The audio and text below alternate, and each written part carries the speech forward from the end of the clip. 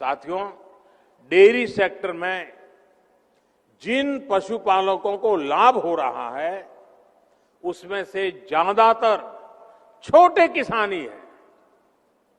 किसी के पास 3 पशु हैं, 4 पशु हैं, किसी के पास 5, किसी के पास 7 और ऐसा करीब करीब पूरे देश में ही है। यहां कच्छ की बन्नी भैंस, ये हमारी बन्नी भैंस तो दुनिया में अपना नाम कमा रही है। कच्छ में तापमान चाहे 45 डिग्री हो या फिर तापमान 0 से नीचे हो, बन्नी भैंस आराम से सब कुछ सहती है और बहुत मौज से रहती है। इसे पानी भी कम चाहिए और चारे के लिए वो दूर दूर तक चल करके जाने में बन्नी की भैंस को कोई दिक्कत नहीं होती। एक दिन में ये भैंस औसतन करीब करीब 15 लीटर दूध देती है और इससे सालाना कमाई 2 से 3 लाख रुपए तक की होती है। मुझे बताया गया है कि अभी हाल में ही एक बन्नी भैंस 5 लाख रुपए से भी ज्यादा में बिकी है।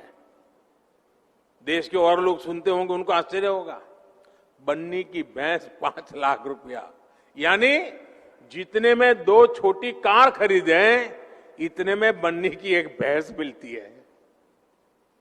साथियों, साल 2010 में बन्नी भैंस को राष्ट्रीय मान्यता भी मिली थी।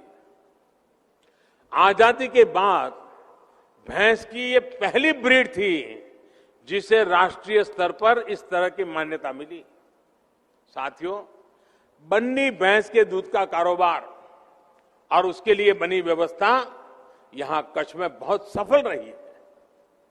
देश में बाकी जगह पर भी दूध उत्पादक और दूध का व्यवसाय करने वाला प्राइवेट और कोऑपरेटिव सेक्टर दोनों एक दूसरे से जुड़े हैं और एक बेहतरीन सप्लाई चेन उन्होंने खड़ी की है। इसी तरह फल सब्जी से जुड़े व्यवसाय में भी ज्यादातर बाजारों पर सरकारों का सीधा दखल नहीं है। साथियों, यह उदाहरण मैं विस्तार से इसलिए दे रहा हूं क्योंकि आजकल दिल्ली के आसपास किसानों को भ्रमित करने की बड़ी साजिश चल रही है। उन्हें डराया जा रहा है कि नए कृषि सुधारों के बाद किसानों की जमीन पर दूसरे कब्जा कर लेंगे। भाइयों बहनों, मैं आपसे जानता हूं, क्या कोई डेयरी वाला आपसे दूध लेने का कॉन्ट्रैक्ट करता है तो आपकी गाय भैंस ले जाता है क्या?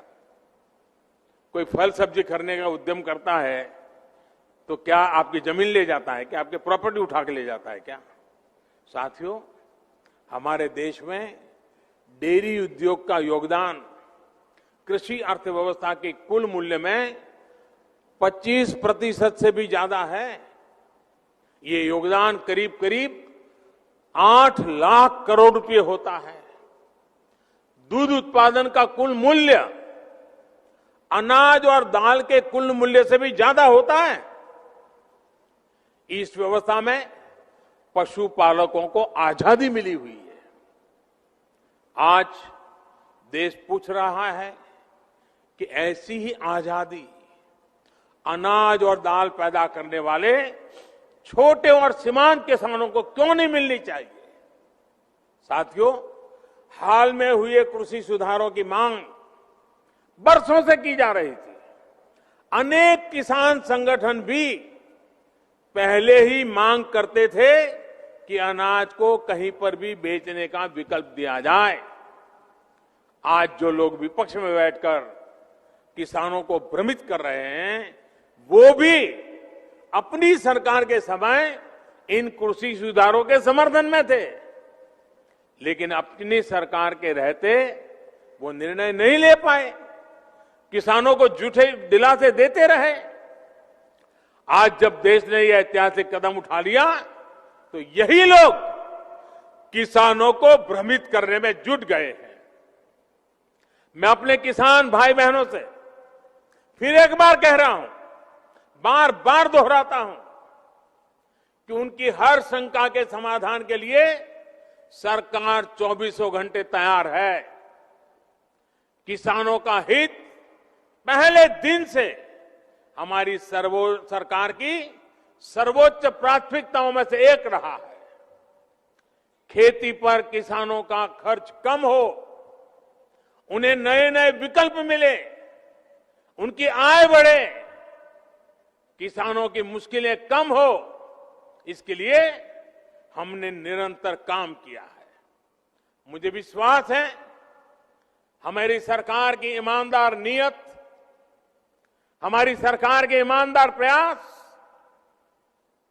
और जिसको करीब करीब पूरे देश ने आशीर्वाद दिए हैं, देश के हर कोने के किसानों ने आशीर्वाद दिए हैं। मुझे विश्वास है कि किसानों के आशीर्वाद की ये ताकत, देश भर के किसानों के आशीर्वाद की ताकत, जो भ्रम फैलाने वाले लोग हैं, जो राजनीति करने पर तुले हुए लोग हैं, जो किसानों के कंधे पर बंदूकें फोड़ रहे हैं,